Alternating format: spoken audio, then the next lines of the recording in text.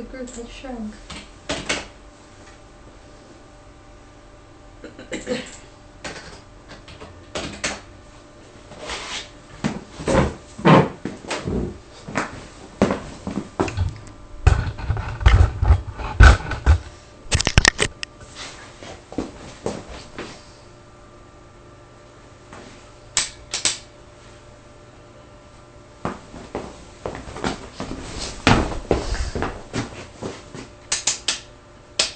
Too pale. Oh gosh. I'm a vampire. You're still too pale. Put on blush. Alright. You're live! Hello, out there in internet land. Oh dear. We're dealing with lighting difficulties here. So hello, good morning, good afternoon, good evening, wherever you are in the world. Welcome to the Oak and Lily study group, which today is just me. And our topic for today is working with gods and guides, or not. And this may be one of the shortest classes we've had in a while. Well, lecture, study groups, whatever. So, feel free to field your questions, comments, concerns, ideas.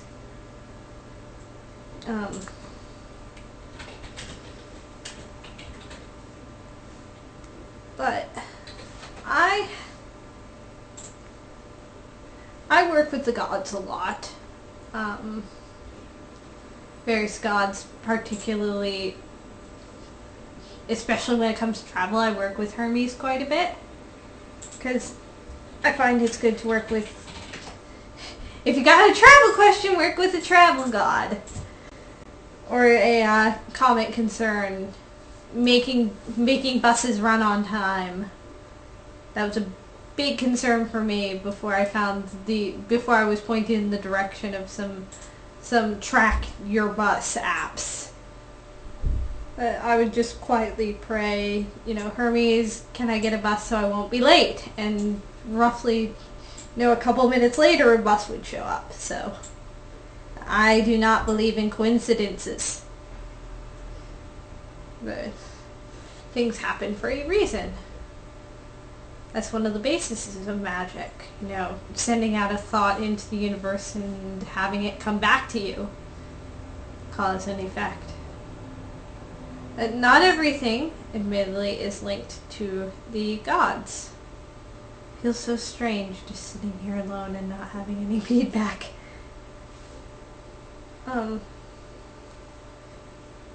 I mean, there's basic simple spell work that doesn't involve the gods at all that one can use, and I've known a couple of magic users who don't interact with deities in the least. Sorry if I'm floundering here tonight.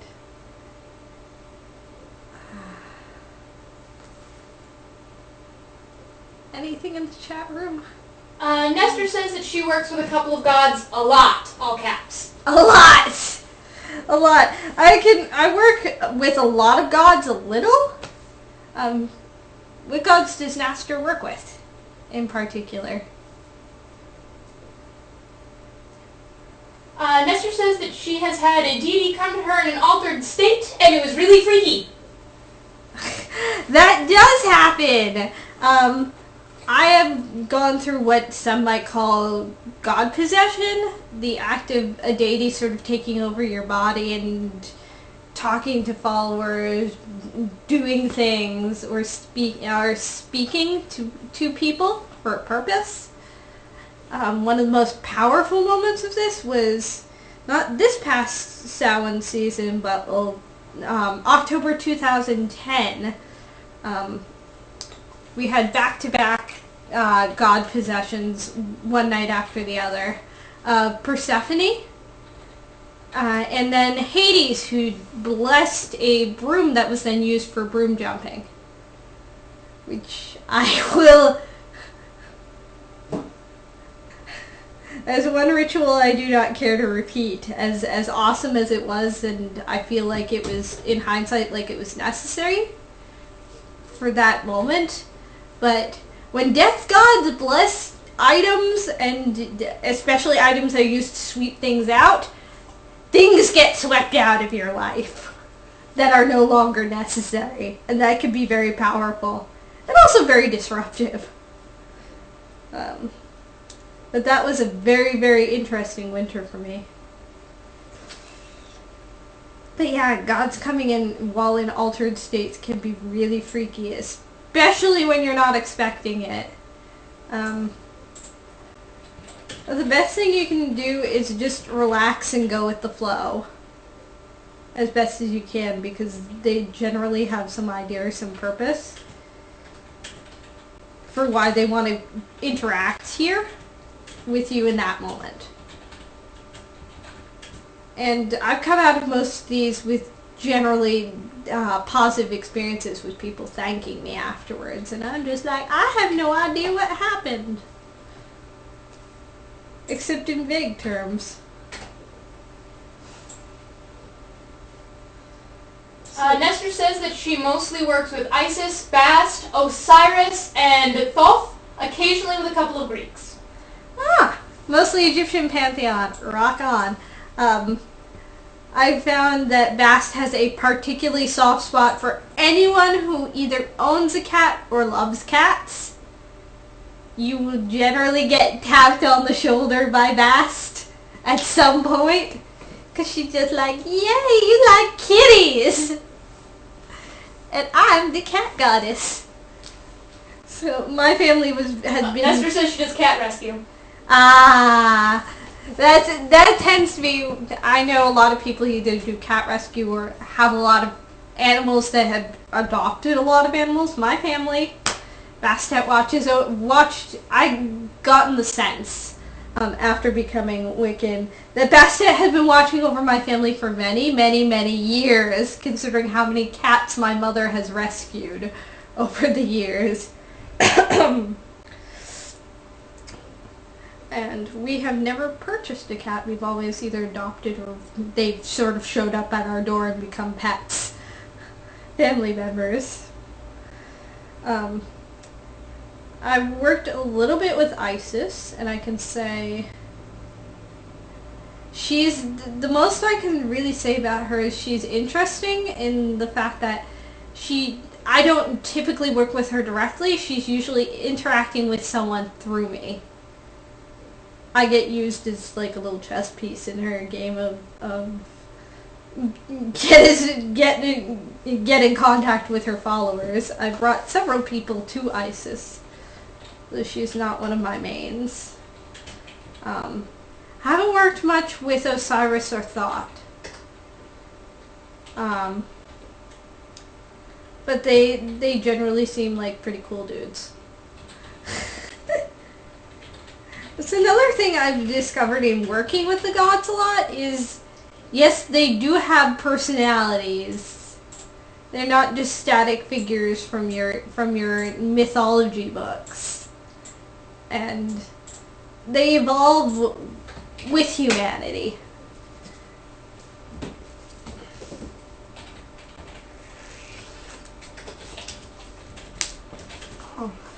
Someday I want to get around to reading American Gods, because I saw a paragraph in there that was about Anubis, and it was a description by Neil Gaiman of Anubis doing his work and looking into a person's heart.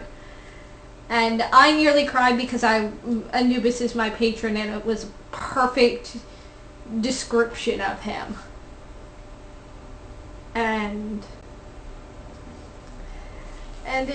when you work with gods on that kind of level, where on a patron level, or you work with them very frequently, you forge a connection, or they forge a connection with you.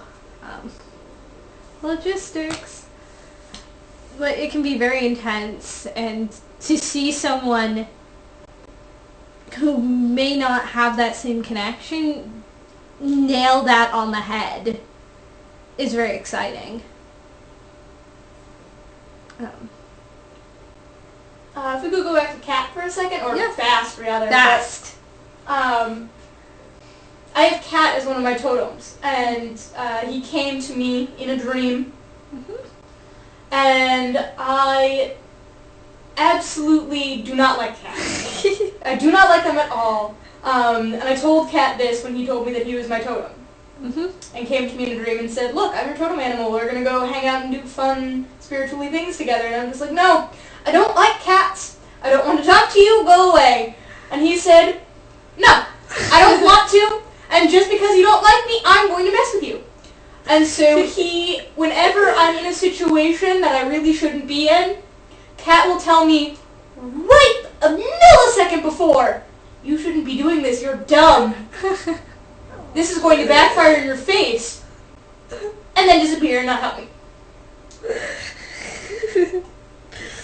So what happens if you have a spirit or guide who you do not like, and they still insist on quote-unquote helping? Helping you.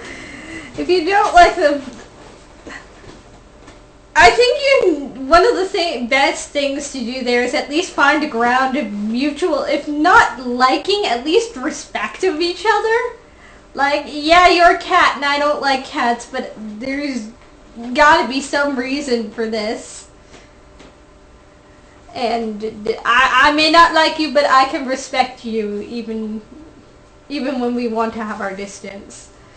And if they're telling you something, by all means, listen if you can, unless it's the case of a millisecond before the thing. It's never useful. It's one of those things where it's advice right after it, not necessarily right after it could be useful. There's no way that he could have done it in a way that would have been useful. He's just doing it to show that he can give advice. But because I'm being a jerk to him, he's being a jerk back to you? Yeah. That's definitely a cat thing.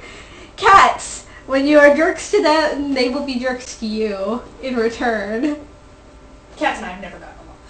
Yes. Nestor says that her totem animal has always been a dolphin, and she has always had a special connection with dolphins in the ocean. Yeah. I find that you generally go to, the one thing I found with totems is people generally go one of two ways. One way is they've always felt that wonderful, strong connection to that totem animal, and actually one of three ways. They always had that very strong connection, and it's always been, I've always loved dogs, or I always loved wolves, or the ocean and dolphins. And then you go on your vision quest, and your totem shows up, and you're like, hey, it was you all along, yay.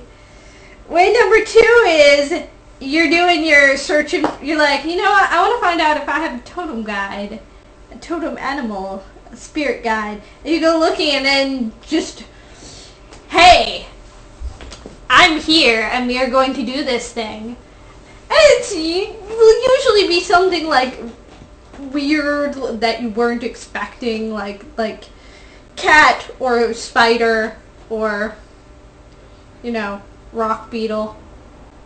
Something you didn't really expect or want. Parrot. Fuck parrots. But it's something that they've come into your life for a reason, because they have a lesson for you to learn. Whether or not you want to work with that animal or learn the reason. Or you just have to sit, or in the case of things like spiders, you're deathly terrified of them. You're just like, you can go over there, I don't want to deal with you, thank you. But they keep showing up because they keep having messages for you. And stuff that you're supposed to be doing, and spiritual homework. And then there's the third case, where you really didn't care about the animal, and then right around, you just really didn't care about this thing, and then suddenly, like a bolt out of the blue, you're obsessed with snakes or rats or spotted hyenas, and that turns out to be your totem animal. And it's just something that hits out of the blue. And that's kind of the way I went. Cobra showed it. Until I was about 10, I had no real particular interest in snakes. I mean, they were cool. And then I became obsessed with cobras. And drawing cobras and making little cobras at camp. And I found out years later that cobra was my totem. So.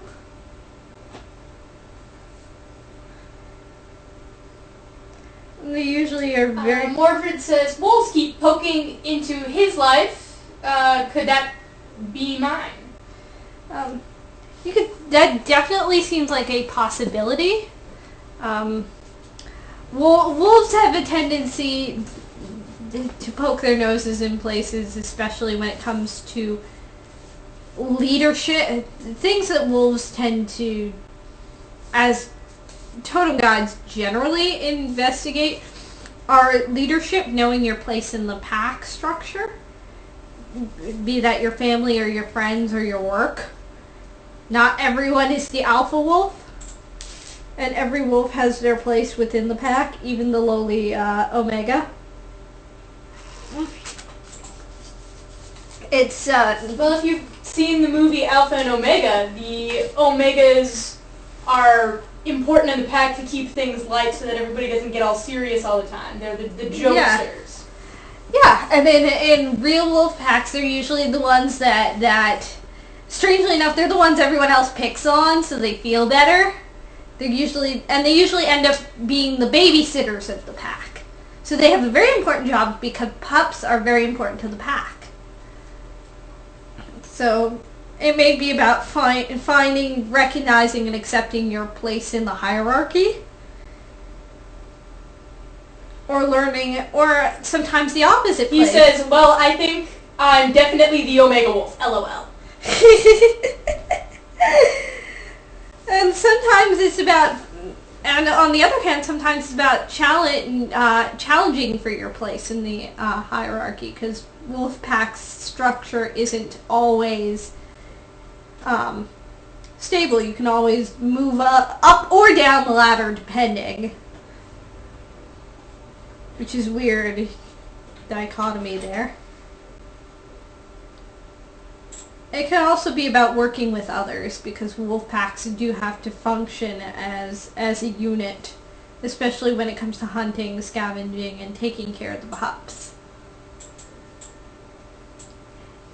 They're a big happy family. Mordred says, I find myself always taking care of the rest of the pack, or what have you. People can always find a warm bed at my place. That's always a good thing.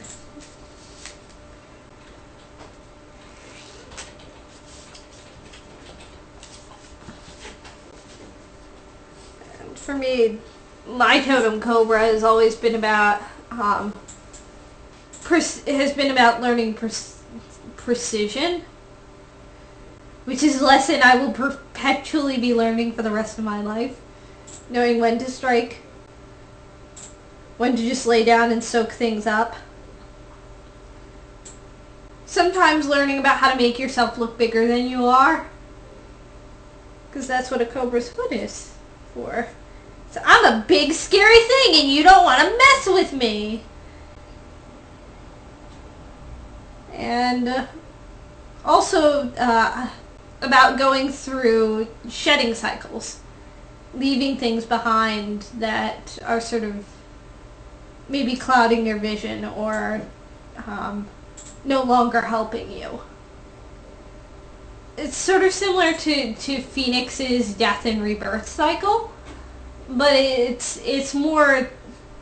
doesn't involve as big as hard a crash and burn sometimes. Phoenix tends to be more about things really burning away in order for new growth to be had, whereas cobra and serpents are more about sort of wiggling out of those situations and getting rid of what's no longer needed in a slightly less dramatic fashion, and working at it. Mordred wants to know, how would I find out for sure if this is my totem? How would you find out for sure? Generally, one of the best ways I've seen it done is go into a meditative state, and some people call it wandering or journeying. Go out and reach out and say, "Okay, universe, is this my totem animal?" and let them come to you. It's kind of how I did it with Cobra. I'm not sure how Cat came to Fox over there. How did that happen? I was sleeping. Sometimes it will happen in your sleep too. Were you looking for your totem animal, or did he just showed up? No, I had actually had a discussion with somebody earlier in the day. I had gotten a reading where my totem animal showed up and Cat showed up in the reading. And I said, well, that can't be true. Cats and I never get along. And then later that night, Cat showed up and says, well, too bad. So, that was unfortunate. My cat's purple, by the way. Does he like the Cheshire Cat? Well, actually, it did have a lot of things in common with the Cheshire Cat. It was kind of like smoky. So it had that mysterious air to it. Mm-hmm. It did a lot of floating and being a pain. They come in various ways. You can actually get a whole bunch of books on vision quests and being able to find your totem. There are actually some places that have assisted vision quests where you can go and they will take you through actually going through the vision quest and getting your totem animal. Yeah. So there's a lot of information out there. Of course, our good friend Google. And there are actually, I found some very good animal shamanic spirit guide decks as well that can be useful for getting messages through. I just happen to have a hotline straight to my totem animal, and it's right on my leg. It's a little faded, but my lovely cobra tattoos. When my totem is angry with me and wants to get a direct message to me, those will swell up and start to get really itchy. And that's when I know I'm doing something wrong. And that cobra is displeased. So yeah, I'm not saying everyone should get a tattoo of their totem animal, I'm just saying it works for me. And acts as another form of communication.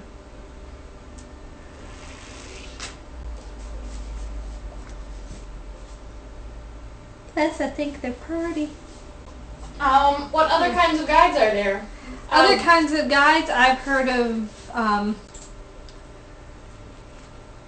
dragons helping people. Dragons tend to, from what I understand of dragons, I haven't worked with them much. They tend to pick people out, as opposed, and they're very, very selective. For the few people I know who have worked with dragons for a very long time, they're like, yeah, dragons not terribly fond of humanity, but like to work with them on occasion. Elves and the Fae. The museum has a dragon. The museum does have a dragon.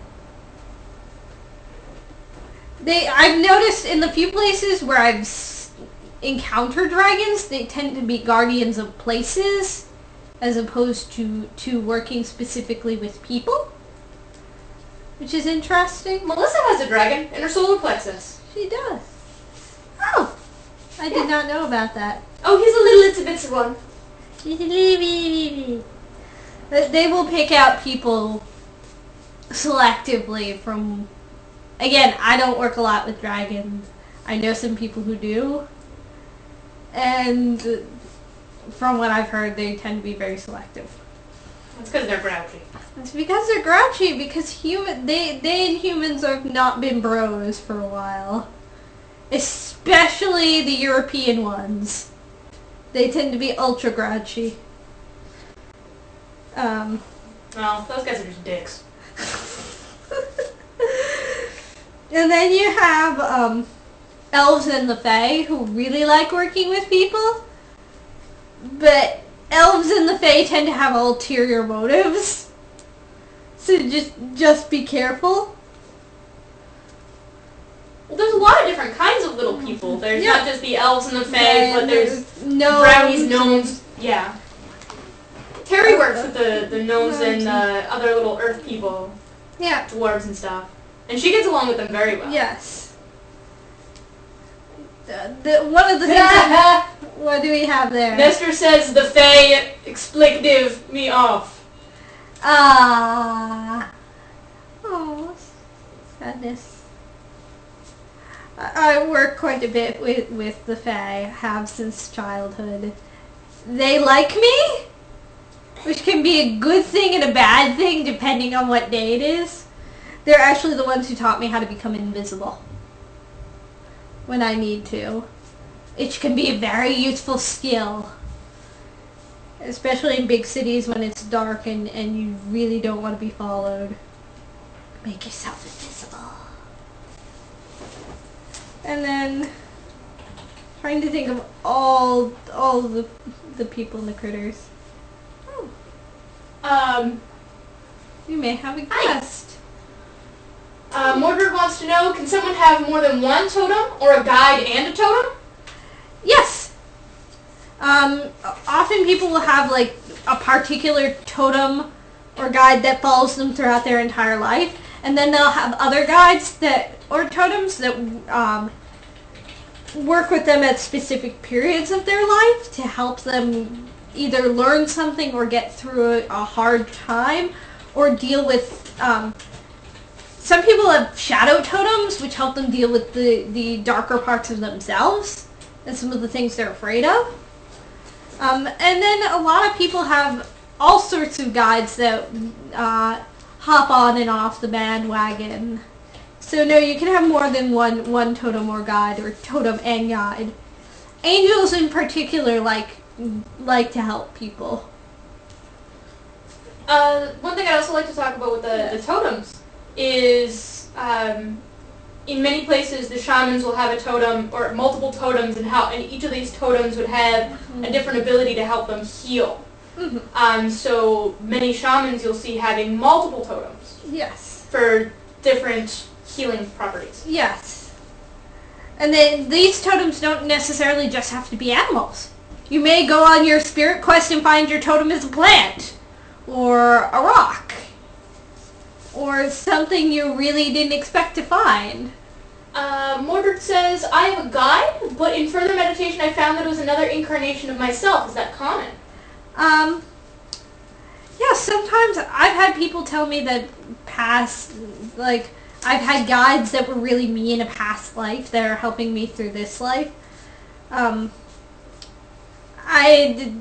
still not entirely sure how it works, but that is, I would not call it uncommon to have past selves wanting to help your current self, especially to get through and beyond some of the things that may have held them back. Well, there's also the idea of working with your shadow, which you can see as a separate entity. Yeah. And chatting with that part of yourself is common practice with most witches. And I think shadow work is a very important thing to do, but it should also be done responsibly. Don't just go talking to your shadow willy-nilly. Sure enough. It's like all magic.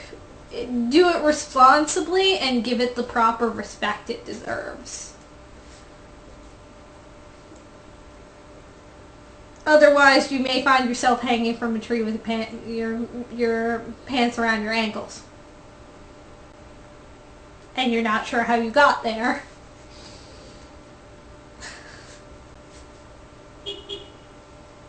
So, yeah. That's our public service announcement for the night. Practice responsibly. Be respectful. Alright, so we were talking about spirits. What about undines, water spirits? Undines, water spirits, Dryads, Naiads, dryads. Well, those are more land. There's mermaids, mermen. One of the places I've actually worked a lot with water spirits and water deities has actually been through the Norse pantheon, with Ran and her 9 daughters, who often will show up as mermaids? I'm not even sure if mermaid is the right word. Sirens? We think of mermaids as like these pretty women, like with the fish tails, and that's not necessarily what Ran and her 9 daughters show up as. Blodhaga, one of the most bloodthirsty and angry of the sisters, will show up. She has like a shark's tail, and they'll have gills and shark teeth. They will have women's faces with shark teeth. They're not necessarily all beautiful and so they would look more like nixies. They look more like nixies. They're like mermaids. They kind of look a little bit more like that. You can generally tell with the 9, even when they're not in like mermaid form, you can tell they're definitely creatures of the sea because they have webbing between their fingers, their clawed fingers, and they. My mom has hands like that. Yeah, they have webbing in between their clawed fingers, and they have sharp teeth. You do not mistake what these are. Often nixies to me. And the concept may be related. Again, you have so many cultures around the world, and a lot of them have the same ideas, just expressed in different contexts. From the sirens who drew men to their deaths, to Ran and her 9 daughters, who Ran was known. Ran, in fact, in Norse means ravager. She would she liked gold and sailors, and she would drag ships down into the ocean. They had her all of the seaweed in the northern seas was tangled into her hair, so she knew what was going on anywhere at any given time.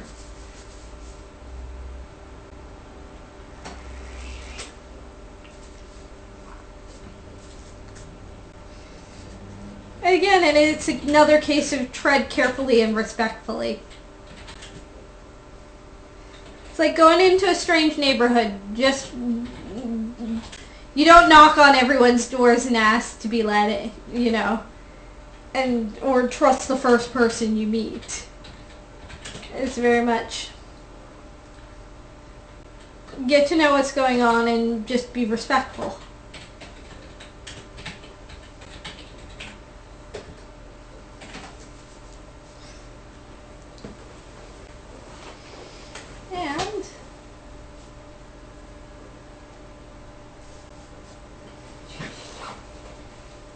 And this also can tie into working with the elements as well. Depending on what system you're using, because we've got air, fire, water, earth, and spirit. And then in China you have, in the Asiatic systems you have wood, metal, trying to remember, wood, metal, fire, water, and I think earth. What are we talking about? Elemental systems, because working with the elements can also be interesting and helpful. In Chinese, it's fire, air, water. Fire, air, water, metal, and wood. Yeah, no earth. No earth. Earth is kind of split into metal and wood. Yeah. And then if you're a gamer like me, sometimes you can even work with, showing my nerdy roots, Exalted system, which is wood, fire, water, air, and earth.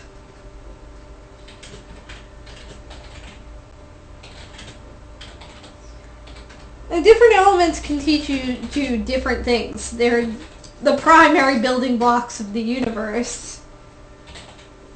So sometimes they can be a lot harder to interact with. So sometimes it's easier to work with elemental spirits rather than the elements themselves. Because they're very similar to the elements, but they're not... It's very much like trying to converse with a pebble as opposed to trying to converse with a mountain. Which, we got a lot of boots for the gamer. yes.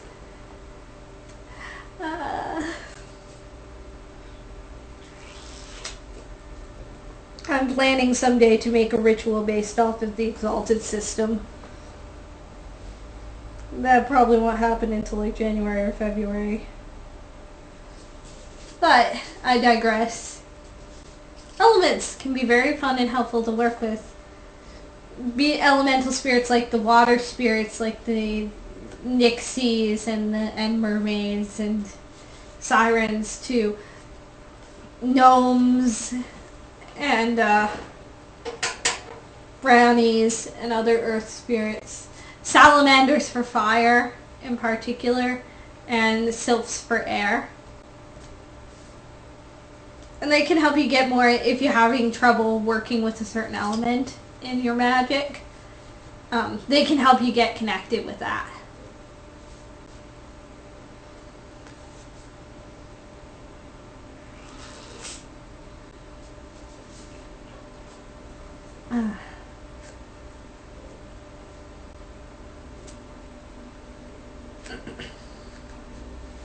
Oh, any comments in the chat room? Huh. Just trying to think if there's other stuff we should cover.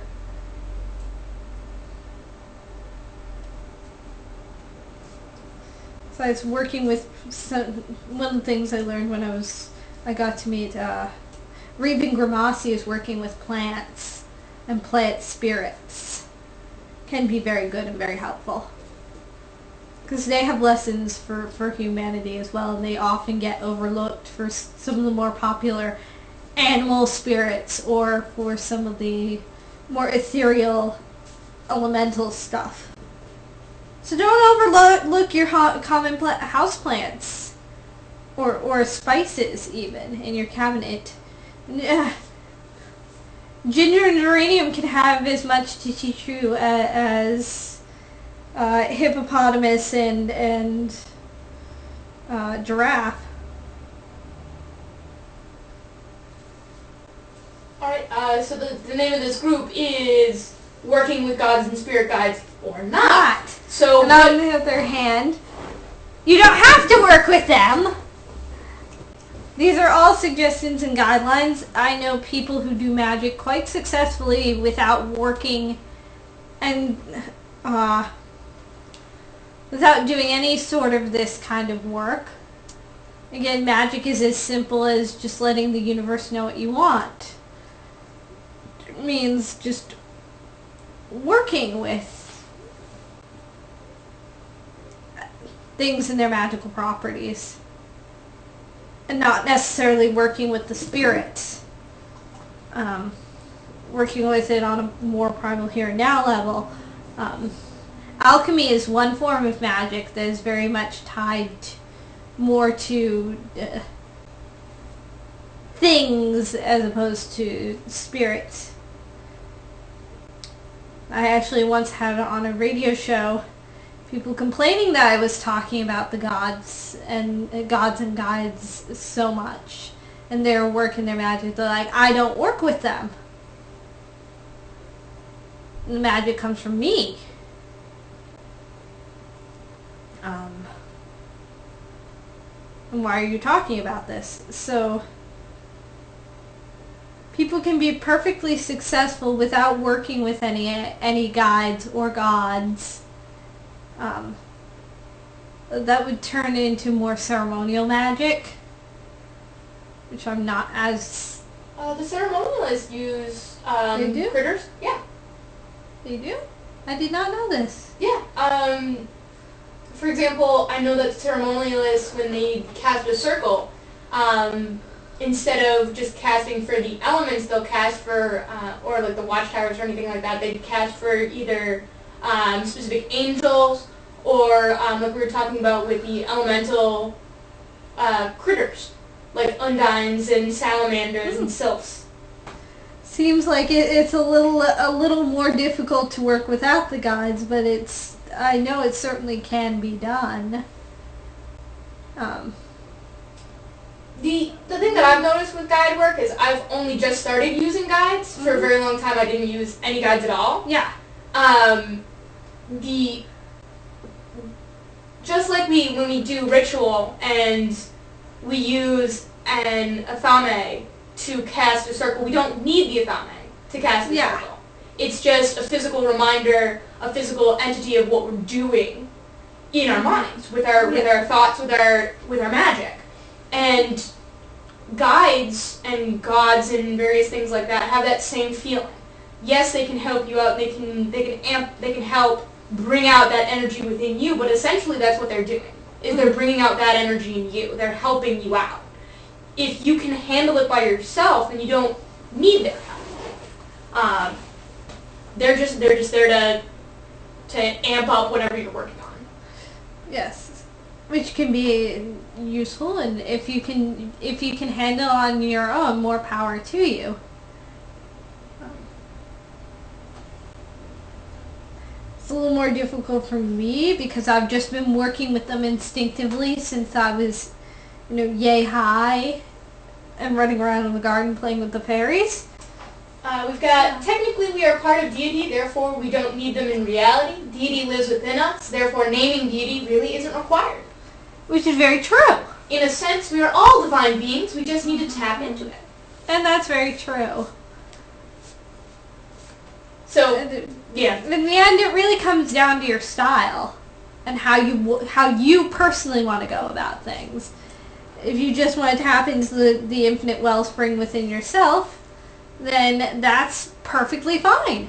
And it's perfectly fine if you feel like you want to work with various gods and guides and have them help you out and amp up your stuff. Both ways are correct. Both ways are perfectly valid.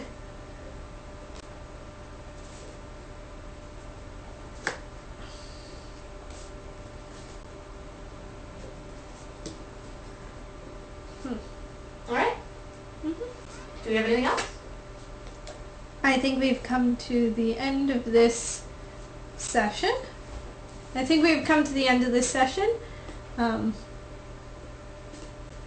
we have the...